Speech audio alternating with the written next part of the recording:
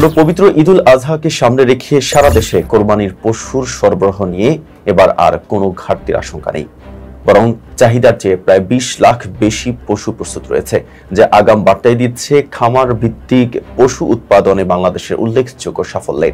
মৎস্য ও প্রাণী সম্পদ মন্ত্রণালয়ের তথ্য অনুযায়ী এবার কোরবানির জন্য দেশের খামার ও গ্রামীণ গৃহস্থলী পর্যায়ে মোট ১,২৪,৫০,০০০ গবাদি পশু প্রস্তুত রয়েছে। এর মধ্যে গরু, মহিষ, ছাগল, ভেড়া প্রভৃতি রয়েছে। গত কয়েক বছরের মতো এবারও দেশে উৎপাদিত পশু দিয়েই ঈদুল আজহার কোরবানির চাহিদা মেটানো সম্ভব হবে বলে আশাবাদ ব্যক্ত করেছে কর্তৃপক্ষ। বিশেষজ্ঞরা বলছেন, কৃত্রিম প্রজনন প্রযুক্তির ব্যবহার, খামার ব্যবস্থাপনার উন্নয়ন এবং সরকারি প্রশিক্ষণ ও সহায়তার কারণে খামারিদের উৎপাদন ক্ষমতা ব্যাপকভাবে বেড়েছে। আগে প্রতি বছর সীমান্ত দিয়ে ভারতে পশু আসা নিয়ে নানা অনিশ্চয়তা থাকলেও এখন দেশীয় উৎপাদনেই কোরবানির বাজার পুরোপুরি নির্ভরশীল হয়ে উঠেছে।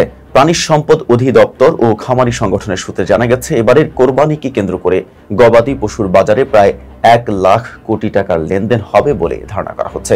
এর মধ্যে প্রায় ১০,০০০ কোটি টাকা মূল্যের পশু বিক্রি হবে অনলাইন মার্কেটপ্লেস ও মোবাইল অ্যাপের মাধ্যমে।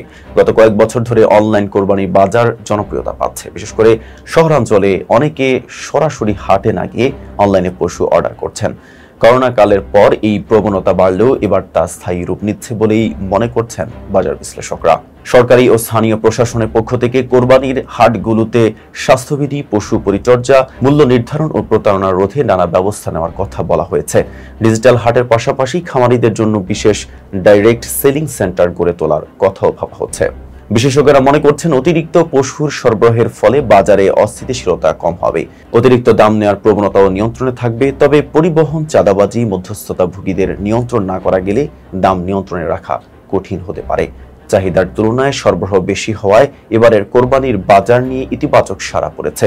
স্থানীয় উৎপাদন ব্যবস্থা আরও সুদৃঢ় হলে ভবিষ্যতে বাংলাদেশ এই খাতে রপ্তানিকারক দেশ হিসেবেও আত্মপ্রকাশ করতে পারবে বলে আশা করছেন সংশ্লিষ্টরা।